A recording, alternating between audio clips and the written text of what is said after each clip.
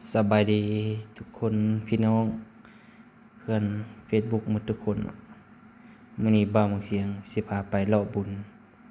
กินเจียงมาบุญปีใหม่ของเผ่ามงเสียงขวางเฮาอยู่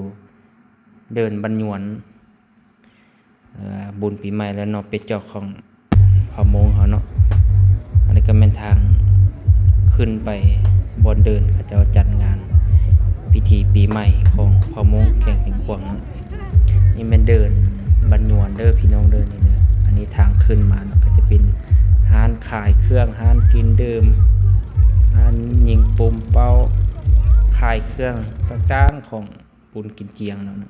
นี่ก็จะเป็นหลังจากเขาขึ้นมาแล้วเป็นเดินเนาะบนเขาเจ้าแสดงพิธีโยนมะคอนบ่หรือว่าพิธีประกวดสาวงามของเผ่ามงเนาะนี่เนาะนี่เดินบันหยวนเนาะบรรยากาศก็ที่เห็นนั่นแหละพี่น้องว่าท้องฟ้าแจ่มใสอากาศร้อนๆแดดจักหน่อยเนาะนี่เขาก็จะมาเดี๋ยวประมาณ 3-4 คนเนาะลูกน้อยแน่อันนี้จะเป็นตอน1 โมง 2 โมงสวย